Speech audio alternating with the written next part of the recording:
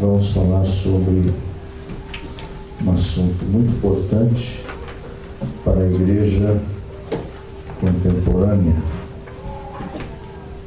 Na carta do apóstolo São Paulo a Tito, no capítulo 2, versículo 13, glória a Deus. Vamos falar sobre a bendita esperança da igreja. Glória a Deus. Quantos encontraram, diga amém? Aguardando a bem-aventurada esperança e o aparecimento da glória do grande Deus e nosso Senhor Jesus Cristo. Glória a Deus. O apóstolo Paulo, ele faz aqui um destaque especial nesse texto, se referindo à pessoa de Jesus Cristo. Olha como Paulo destaca a pessoa de Jesus. Paulo diz o grande Deus. Ele se refere a Jesus como o grande Deus. No contexto bíblico, às vezes, a triunidade, a divindade está tão entrelaçada que é difícil a gente dividi-la em três pessoas. E às vezes está bem dividido.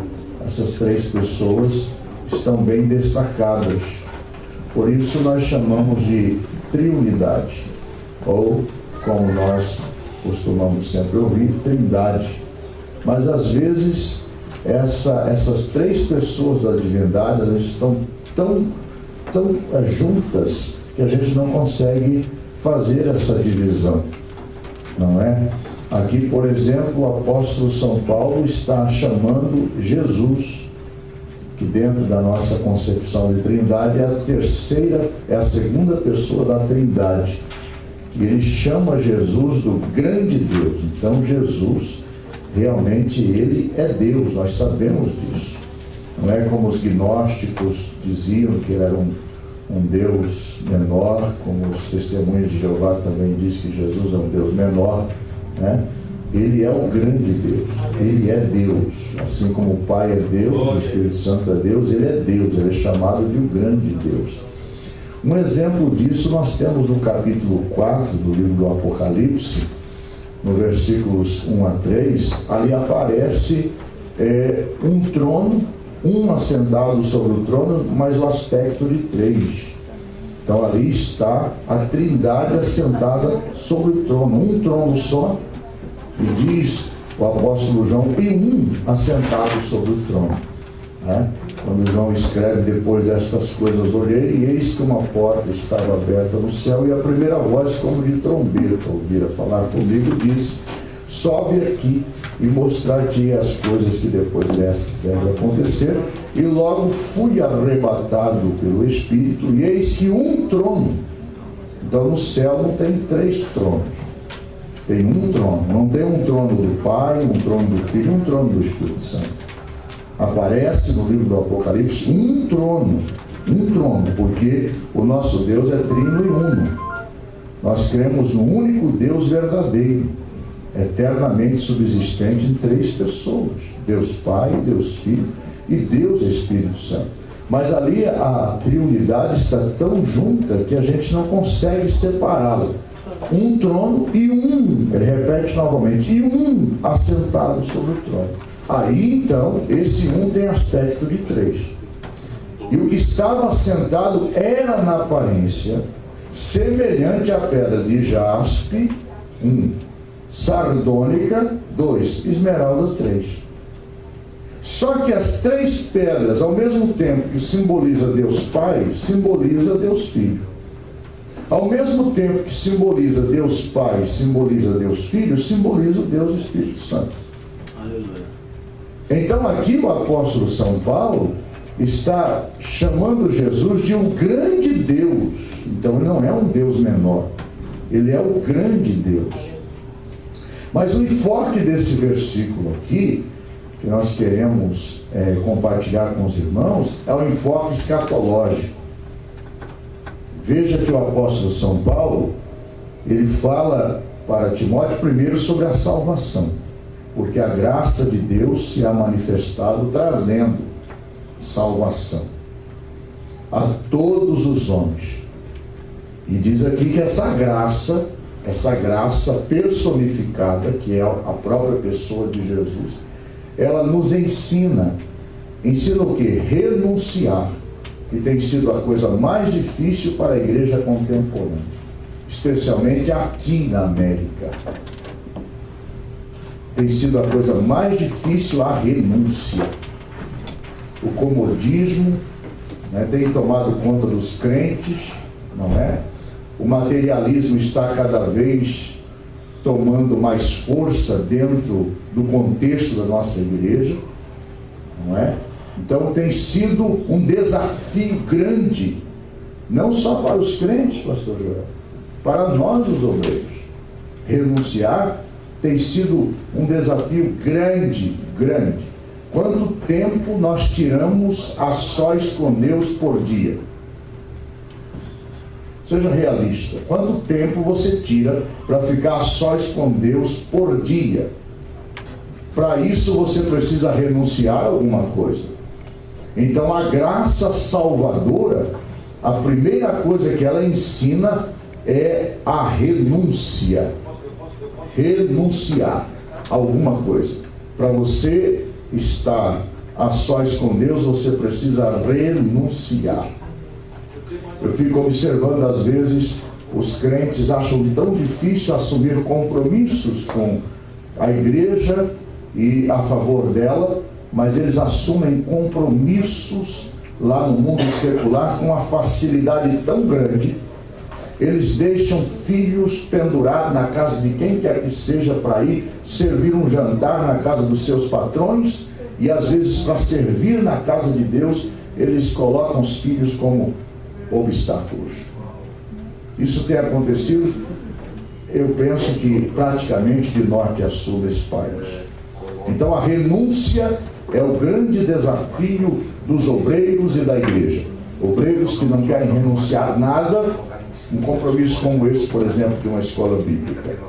Um momento que nós temos para nos assentarmos e aprender a palavra do Senhor, não é? E o obreiro não quer renunciar um dia de trabalho que às vezes redunda em prejuízos. Constantemente estamos ouvindo testemunhos de prejuízos grandes que esses obreiros têm levado por trabalhar e depois levar um calote, porque quem pensa que aqui não existe calote, existe muito, e muito, não é, irmãos? Então, e depois o prejuízo está grande. Então a graça que nos ensina é a graça que ensina a renúncia, é o primeiro degrau da graça, ensinando-nos a renunciar à impiedade. Impiedade é o contrário de piedade, não é? Piedade, o que é piedade? Piedade é a prática da vida cristã. A Bíblia diz que o exercício corporal para pouco proveita. E hoje nós estamos vendo mais fitness, né? Essas empresas de fitness do que até mesmo igrejas, não é? As empresas, as academias estão tomando a América praticamente, porque hoje o culto ao corpo está sendo um culto muito forte. As pessoas estão cultuando o seu corpo de forma forte. E as igrejas estão perdendo lugar para essas academias, não é? Lugares onde eram igrejas, hoje tem academia, não é? Porque o culto ao hedonismo, o culto ao corpo, não é? É ao contrário de piedade. Piedade é a prática da vida cristã. Então o exercício corporal, naquela época o apóstolo São Paulo já exortava, porque certamente ele estava num contexto grego, e os gregos, desde aquela época, já faziam o hedonismo, o culto ao corpo, não é? O exercício corporal para pouco se aproveita, disse o apóstolo Paulo, mas a piedade em tudo é proveitosa.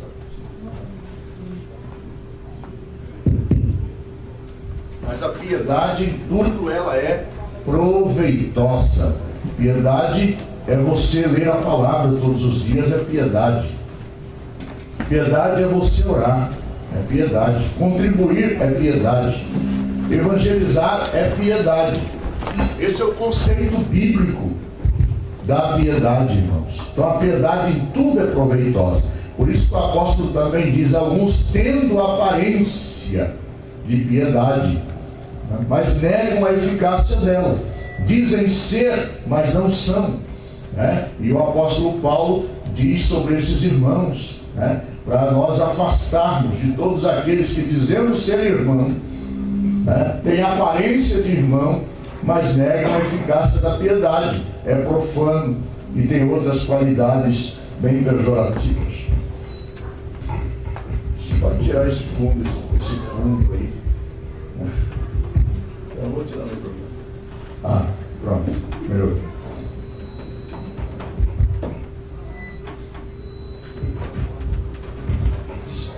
Eu acho que é só controlar igual está gordo. Então, irmãos, ensinando que renunciando à impiedade, contrário de pio, e as concupiscências mundanas. Glória a Deus. Concupiscências mundanas. Acho que o microfone hoje não está a meu favor, não.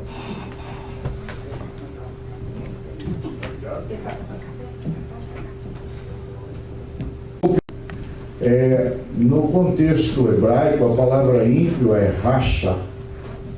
Racha. E essa palavra racha, ela significa uma pessoa que diz ser uma coisa e é outra coisa. Por exemplo, uma pessoa que diz ser crente, mas o seu comportamento não é um comportamento de crente. Então ele é chamado de ímpio. Ímpio.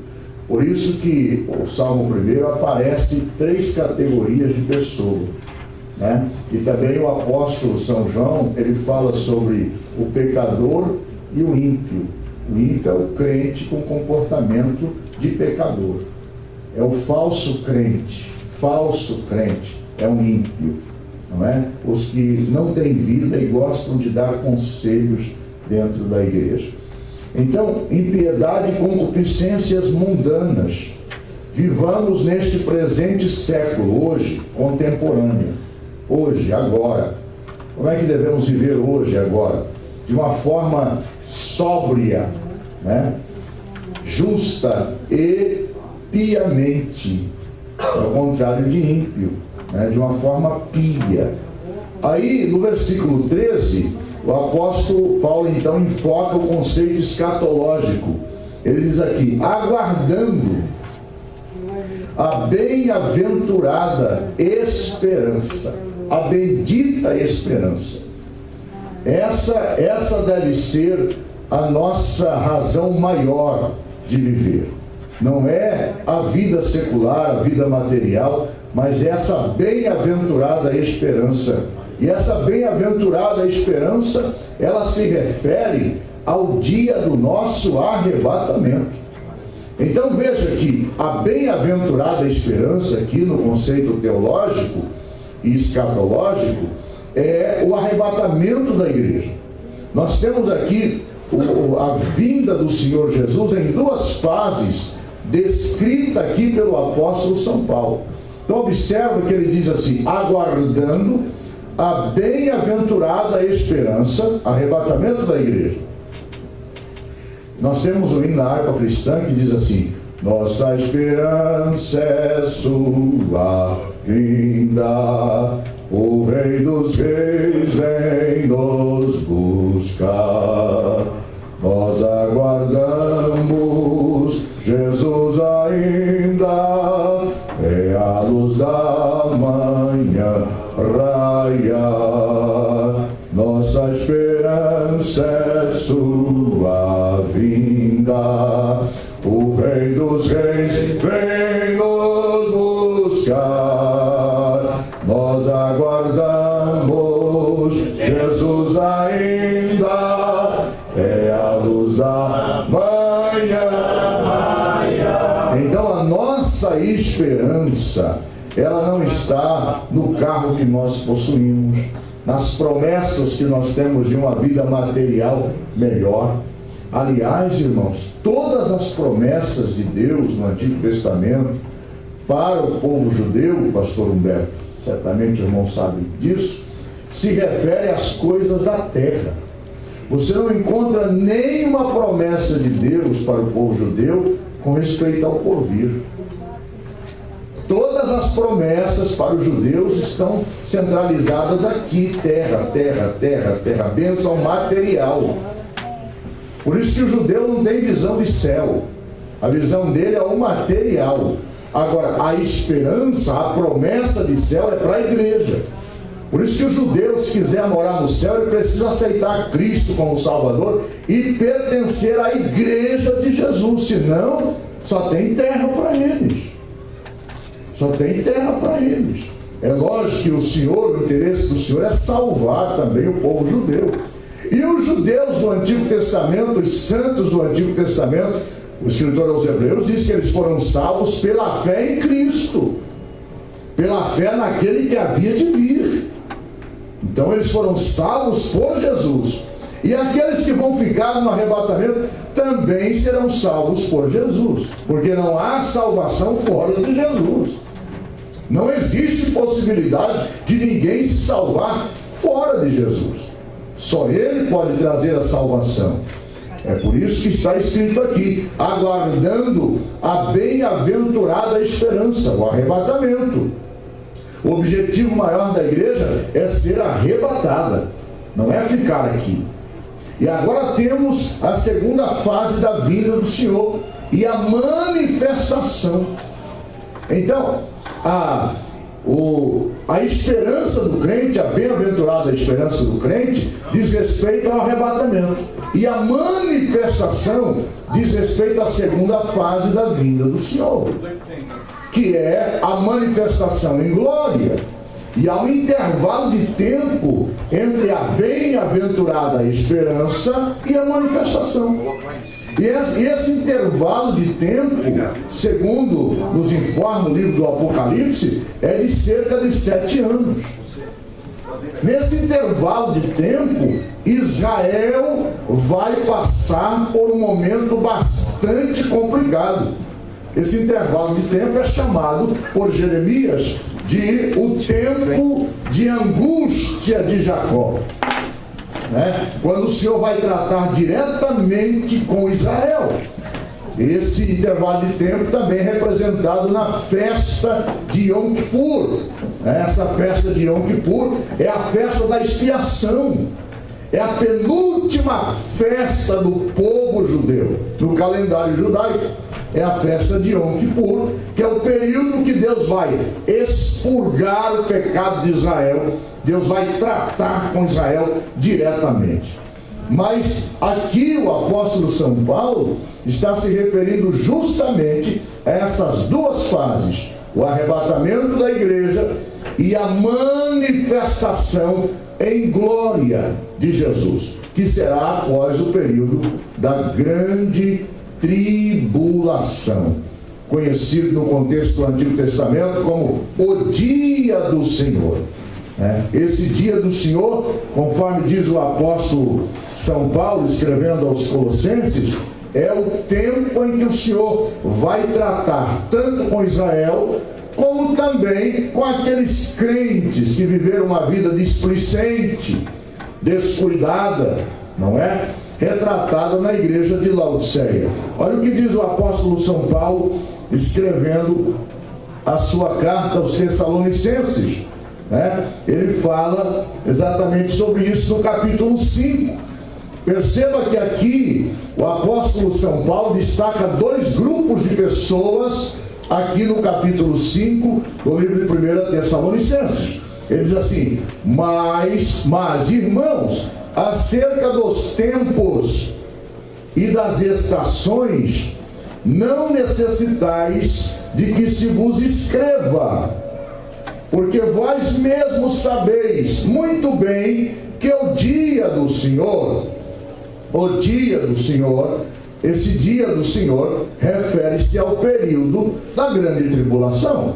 Olha o que está escrito lá no Antigo Testamento com respeito a isso, especialmente no livro do profeta Amós, no capítulo 18, capítulo 5, versículo 18 a 20, se alguém puder me ajudar, lendo esse texto, Amós, capítulo 5, versículo 18 ao versículo 20.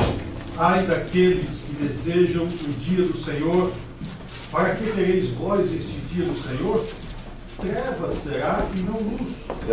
Como se o homem fugisse de diante do leão e se encontrasse com ele o urso, ou como se, entrando em casa, a sua mão encostasse à parede e fosse mordido por uma cobra.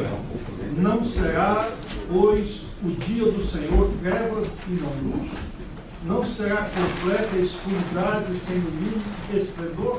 Então veja, o dia do Senhor, referido pelo apóstolo São Paulo, trata-se do período chamado período da grande tribulação, o tempo da angústia de Jacó. E aqui no capítulo 5, o apóstolo São Paulo destaca dois grupos de pessoas. Veja aqui: irmãos, acerca dos tempos e das estações, não necessitais que se vos escreva, porque vós mesmos sabeis muito bem que o dia do Senhor virá como ladrão de noite. Pois que quando disserem a paz e segurança, olha, aqui está se referindo justamente ao pacto de paz com o povo de Israel. Quando se disserem que há paz e segurança, todos estarão imaginando que haverá uma paz mundial. Essa será a proposta, né, do homem do pecado, do filho da perdição, né, do iníquo, do anticristo. Ele vai fazer essa proposta e vai apresentar um plano de paz que todos vão abraçar. E vão dizer: agora sim, encontramos o homem certo, não é? Aí sim, diz aqui, quando disser a paz e segurança, então lhes, observe esse grupo, está se referindo a alguém, lhes, é o primeiro grupo que ele faz aqui. Então lhes sobrevirá repentina destruição.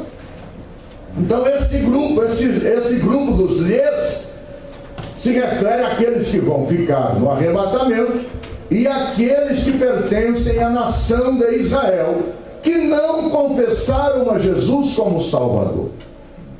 Então todas as promessas de Deus no Antigo Testamento para o povo judeu se refere à terra, se refere aqui às bênçãos materiais. Se eles quiserem aprender alguma coisa sobre céu, eles têm que aprender com a igreja. Por isso que o Paulo, escrevendo aos Colossenses, ele disse: para que agora pela igreja a multiforme sabedoria de Deus seja conhecida. A igreja é o mistério de Jesus. Então, para revelar Jesus, veja quando o apóstolo Paulo estava na ilha chamada Patmos, cujo nome significa minha morte, ou mortal. Paulo, lá em Patmos, ele ouviu uma voz que falava com ele. Ele disse: virando-me para ver quem falava comigo, eu vi, o que ele viu primeiro? 7 castiçais de ouro. O que os castiçais representam? O próprio Jesus disse: os castiçais são as 7 igrejas. E depois dos castiçais, aí ele viu um semelhante ao Filho do Homem. Ou seja, para alguém ver Jesus tem que passar pela igreja. Para encontrar com Jesus, o caminho é a igreja. Primeiro a igreja, depois o Senhor se manifesta pela igreja, para que agora pela igreja. Amém, irmãos? Então, os judeus precisam também ter esse encontro com o Senhor. E aqui esses lhes se referem ao povo judeu. E se refere à igreja de Laodiceia, a igreja que vai ficar, os crentes descuidados, os crentes que não quiseram renunciar, os pastores que se intitularam salvos por causa das suas credenciais, não é? Os vendilhões dos templos, que hoje nós estamos vendo de forma descarada,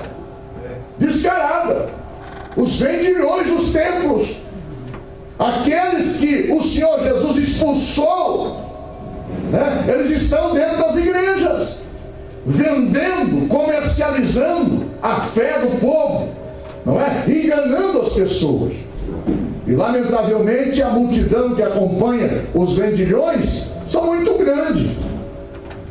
É uma multidão sem número. Tanto é que no capítulo 7 do Apocalipse, se você olhar ali no versículo 2, o número dos que vão ficar está escrito lá, não dava para contar. Essa é a igreja que vai ficar. Não dava para contar. Havia uma grande multidão que não dava para contar. Os crentes que vão ficar no arrebatamento, que estão enquadrados nesses lês aqui.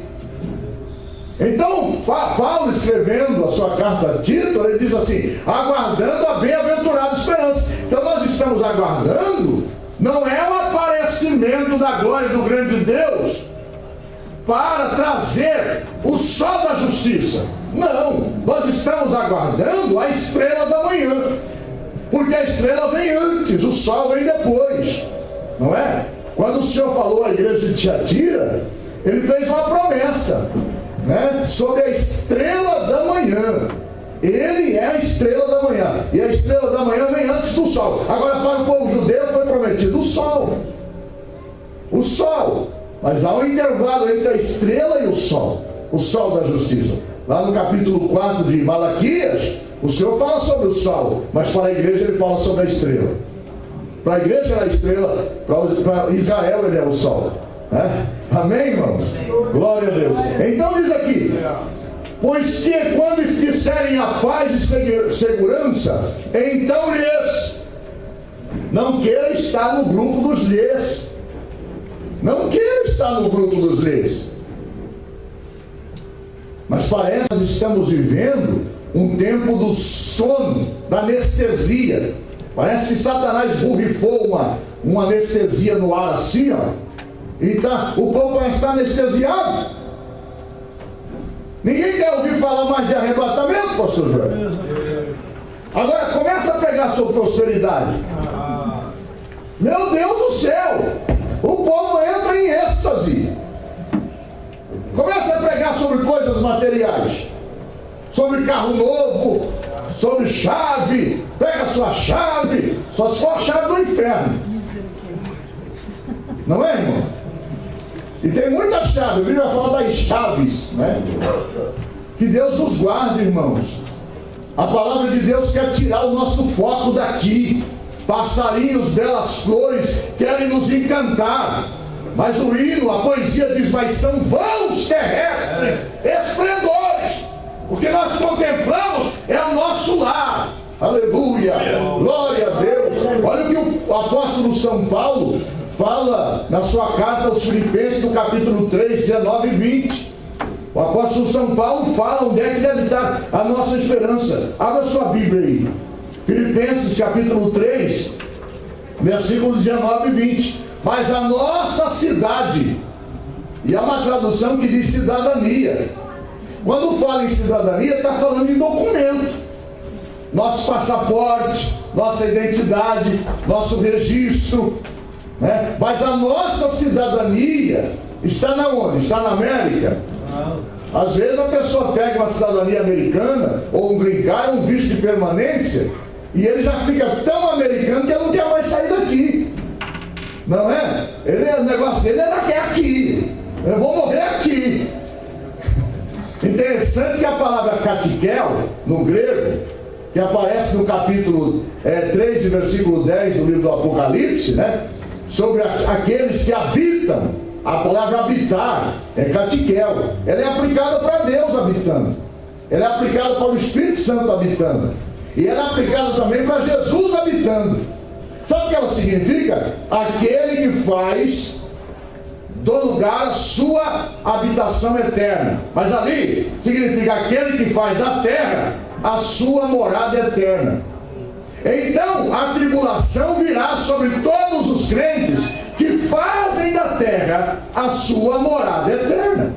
Mas aqui o apóstolo São Paulo quer tirar o nosso foco da terra e fazer a gente aguardar a bem-aventurada esperança. Onde é que está a sua esperança, irmão? Onde é que está a sua esperança? A minha esperança, pastor, está em ganhar muito dinheiro, comprar uma fazenda no Brasil, voltar para lá e ficar tranquilo debaixo de uma árvore, pescando no rio, tem muito peixe. Ali que está a minha esperança. É assim que está a sua... Oh, que esperança pobre! Oh, que esperança miserável. Minha esperança, pastor, é aposentar. Quando eu aposentar, oh, que esperança miserável. A minha esperança não está nas coisas terrenas. O apóstolo Paulo diz, mas a nossa cidade. Quantos podem dizer como o apóstolo São Paulo diz assim, a sua cidade? Às vezes você diz, mas a sua cidade. Mas o apóstolo Paulo está se incluindo todos nós. A nossa, a minha, a sua. Se é que você também tem a mesma concepção do apóstolo Paulo. Mas a nossa cidade está no céu. Aleluia. Glória a Deus. Onde também esperamos. Você está esperando quem? A grande tribulação? Hã? Você está esperando a grande tribulação? Não, irmão. Nós estamos esperando, olha aqui, onde também esperamos o Salvador e nosso Senhor Jesus Cristo, o qual transformará o seu corpo, o meu corpo, o nosso corpo abatido, irmão. Tem um corpo mais abatido do que esse? Não é? O pastor Volmar, ele vive comendo só folha para poder não morrer tão cedo. Um dia ele foi me dar uma água para me lavar a boca, quase que eu morri. Ele falou, lava a boca com essa água aqui, que isso aqui é bom. Pastor Joel, quase não me matou. Começou a sair espuma pelo meu nariz, para tudo quanto é lado. É água oxigenada, né? Meu Deus do céu, eu não sabia, e eu fui fazer gargarejo. Era só para fazer um bocejo assim e jogar fora, né?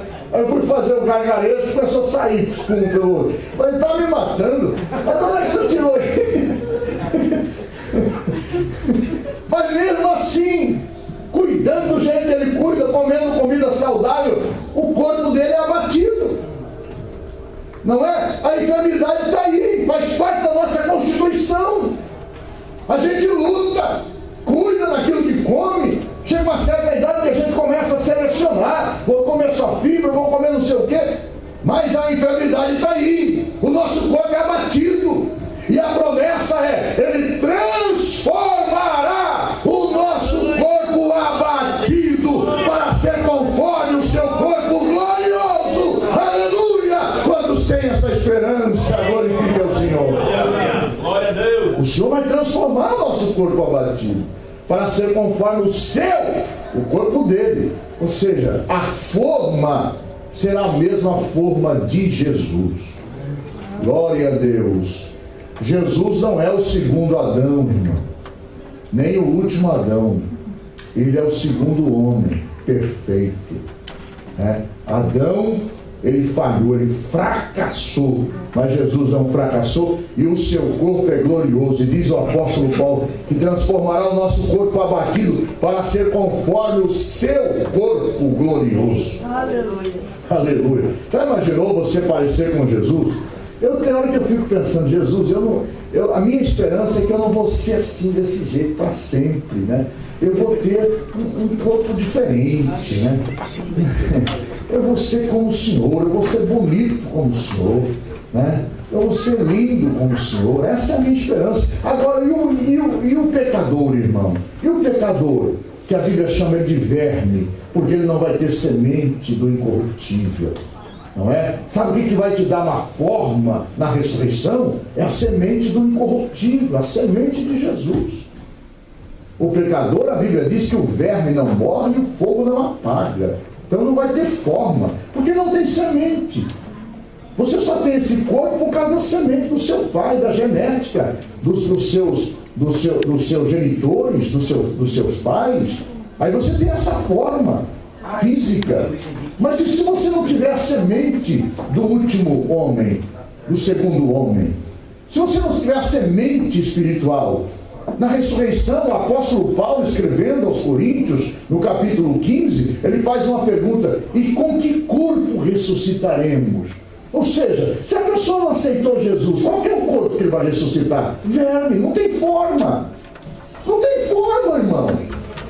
Não vai ter forma, que forma que vai ter? Porque se o corpo que vai ressuscitar é o corpo da semente do incorruptível, da semente espiritual, e ele não teve semente espiritual, não é? E aí o texto diz que na eternidade o verme não vai morrer e o fogo não vai apagar.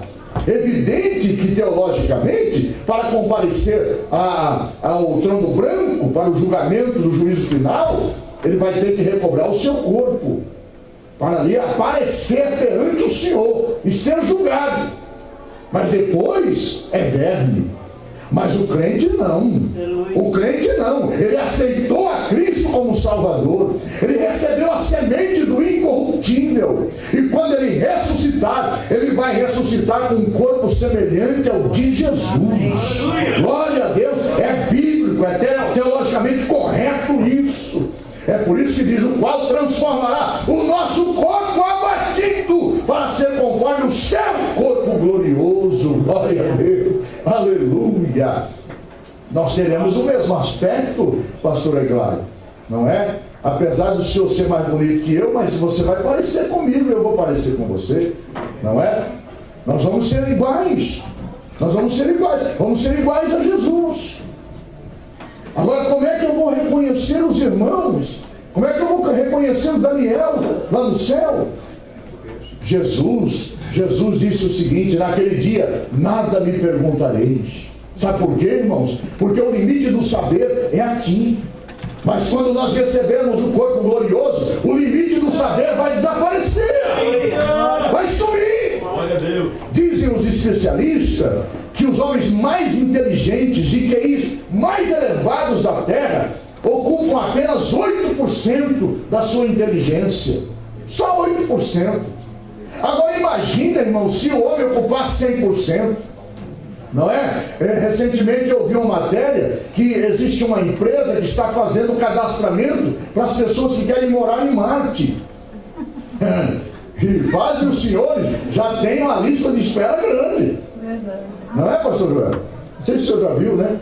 E agora sai uma outra matéria dizendo que as pessoas que forem para Marte, eles com poucos dias eles morrem. 68 dias estão mortos, porque o oxigênio não é renovável. Então vão ter grande problema de oxigênio.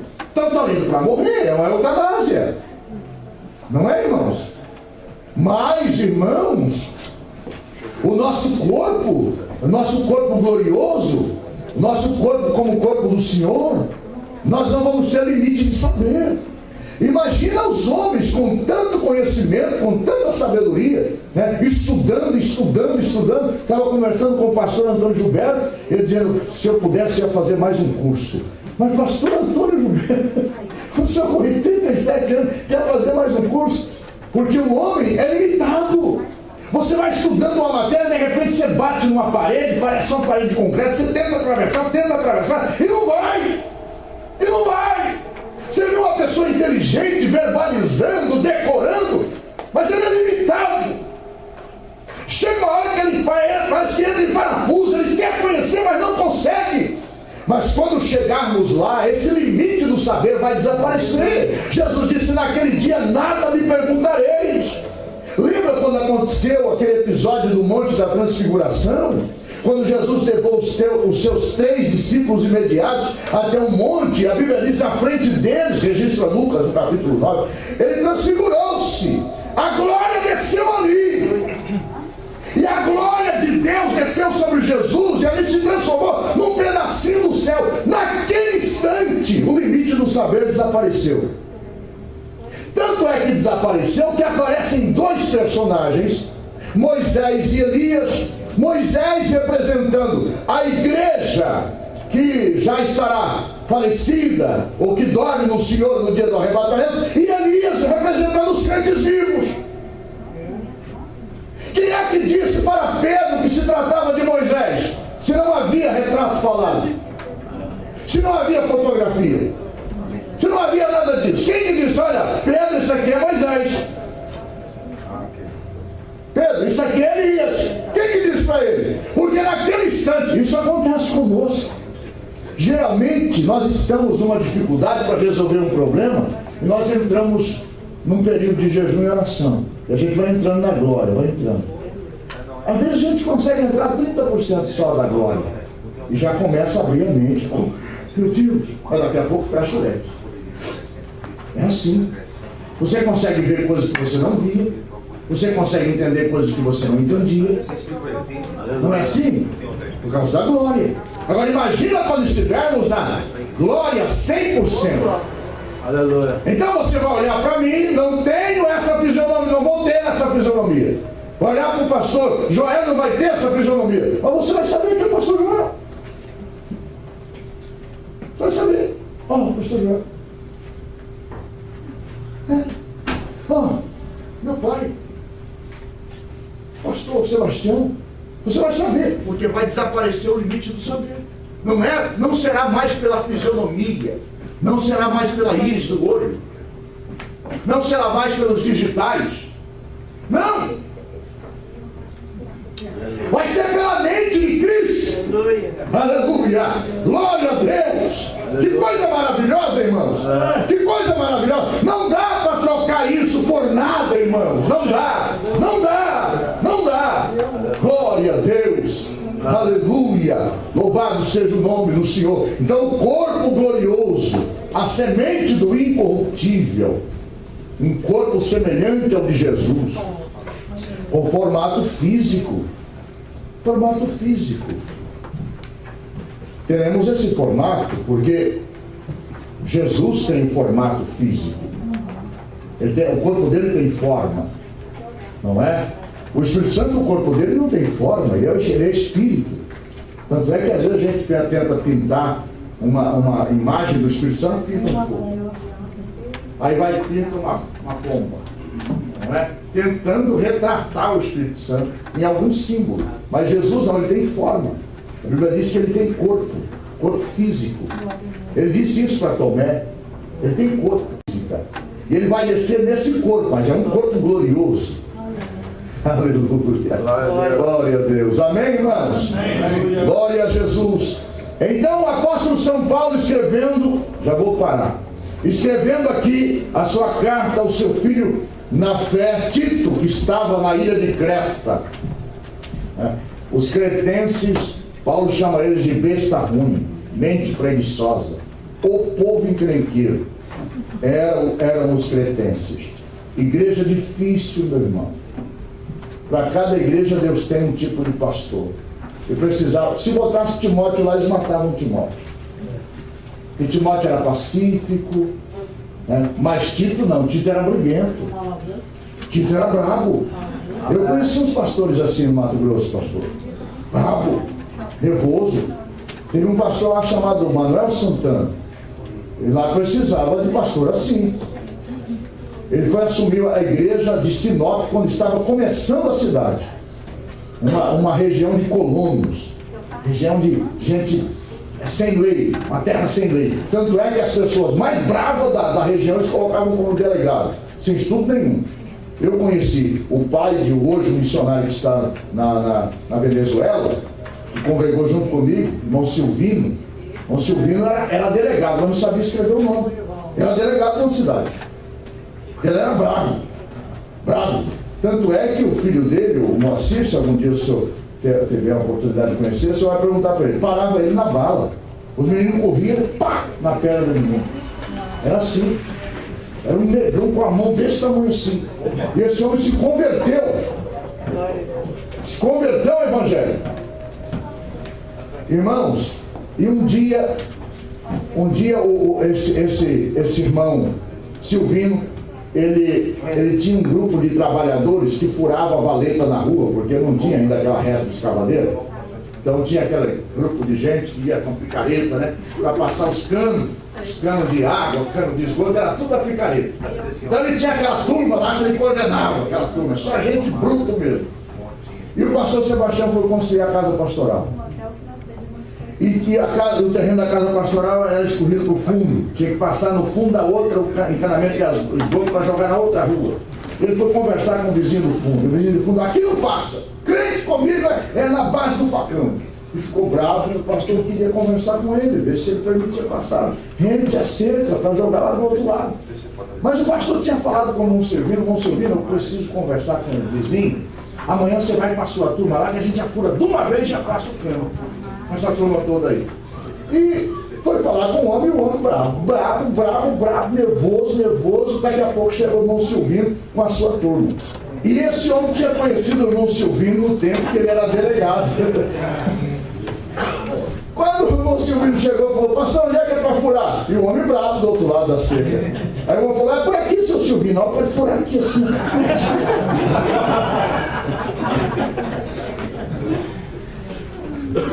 Glória a Deus. Então no Mato Grosso era assim. O povo era bravo, nervoso, né? Até perdi é o Manuel Santana, né? Então lá precisava de pessoas como o Tito, né? Estava me referindo a Tito, né? Que era nervoso, era bravo.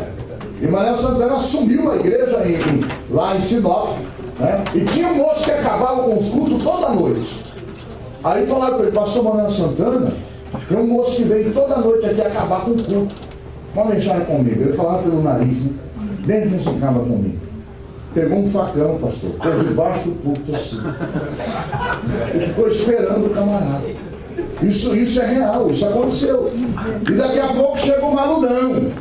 Passava a mão no cabelo de uma irmã, chutava o banco e foi entrando.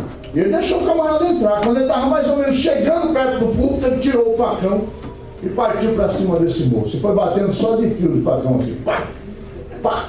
E foi levando esse camarada, e o camarada foi, porque ele era forte, muito destro, né? E jogou o camarada lá fora e disse: na próxima vez vai ser o corte. Nunca mais. Então, irmãos, Tito era assim, era nervoso, era bravo.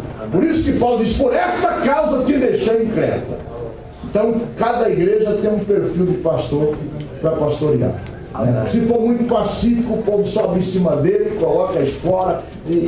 Mas se for um homem nervoso, o povo fala: esse camarada é bravo. Amém.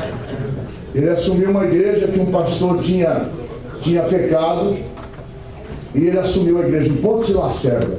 Ele assumiu essa igreja lá. O pastor tinha pecado e tal, tinha sido excluído, e ele foi para o lugar dele. E aí, quando ele estava no banco lá resolvendo os negócios, o gerente do banco falou para um comerciante que estava chegando: esse aqui é o novo pastor da cidade. Mais um pastor, ele falou um palavrão lá, para pegar as irmãs da igreja. Ele bateu a mão na escrivania do gerente assim, pulou e disse assim: se você ama o ventre que te pariu, repete essa palavra de novo, que eu vou fazer você engolir a sua língua. Não, pastor, não sou mais pastor, não sou mais pastor. Só que a igreja com ele, irmão, fervia de jeito. Aleluia. Ele ganhava almas. Então Tito tinha mais ou menos essa reação. Era nervoso, mas era um homem de Deus, né? E o apóstolo Paulo escreve a carta para Tito: Tito, espera a bem-aventurada esperança. Aguarda ela, porque Jesus está voltando. Aleluia. Amém, irmãos? Que Deus nos ajude. Sou matogrossense, mas não sou bravo.